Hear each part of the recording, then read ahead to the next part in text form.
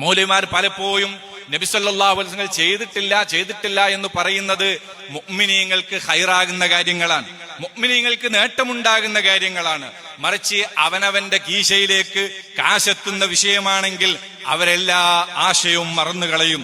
നിങ്ങൾ നോക്കൂ, സക്കാത്തിന്റെ അവകാശികൾ 8 വിഭാഗമാണെന്ന് ഖുർആൻ പറഞ്ഞിട്ടുണ്ട്.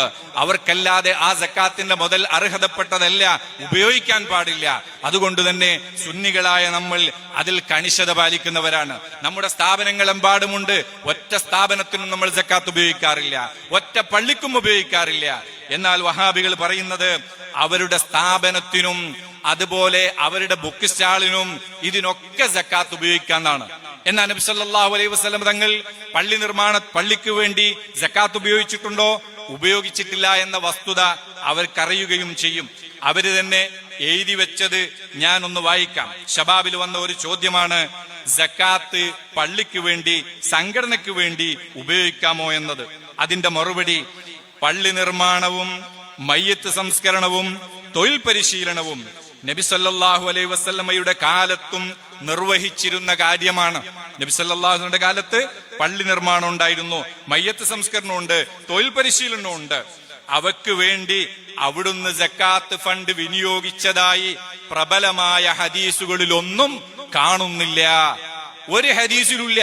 എന്നാ റമദാൻ മാസമായാൽ നിങ്ങൾ ഇവരുടെ പ്രസിദ്ധീകരണം എടുത്തു നോക്ക്, എല്ലാ പ്രസിദ്ധീകരണത്തിലും ഉണ്ടാവും ഇന്ന സ്ഥാപനത്തിന് വേണ്ടി സക്കാത്ത് വേണം, ഇന്ന ബുക്ക് സ്റ്റാളിന് വേണ്ടി സക്കാത്ത് വേണം, റേഡിയോക്ക് വേണ്ടി സക്കാത്ത് വേണം, ഇംഗ്ലീഷ് മീഡിയത്തിന് സക്കാത്ത് വേണം എന്ന് പറഞ്ഞ് ഇവർ പരസ്യം കൊടുക്കുകയാണ്. സത്യത്തിൽ ഒരിക്കലും പാടില്ലാത്ത കാര്യമാണത്. കാരണം പരിശുദ്ധ ഖുർആൻ സക്കാത്തിന്റെ അവകാശികളെ പ്രത്യേകം നിർണയിച്ചിട്ടുണ്ട്. പ്രത്യേകം നിർണയിച്ചതിൽ നമ്മൾ അവിടെ തന്നെ നിൽക്കണം, അതിനപ്പുറത്തേക്ക് പോകരുത്. ഇവരവിടുന്നും വിടുകയാണ്, കാരണം ഇത് സാമ്പത്തിക വിഷയമാണ്.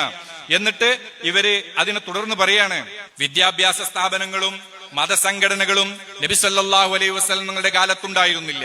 അതുകൊണ്ട് തന്നെ അവക്ക് വേണ്ടി സക്കാത്ത് ഫണ്ട് വിനിയോഗിക്കുന്ന പ്രശ്നം അന്ന് ഉത്ഭവിച്ചിട്ടില്ല.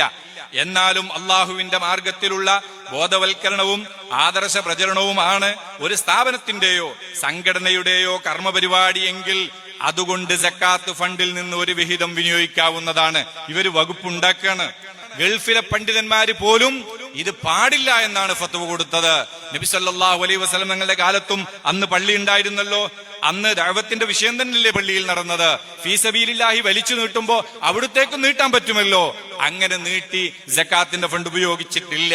പക്ഷേ ഇന്ന് മുജാഹിദുകൾ ആ സക്കാത്തിന്റെ ഫണ്ട് നബി സല്ലല്ലാഹു അലൈഹി വസല്ലം തങ്ങൾ ചെയ്യാത്തത് അവര് ഉപയോഗിക്കുകയാണ്, അവര് ചെയ്യുകയാണ്.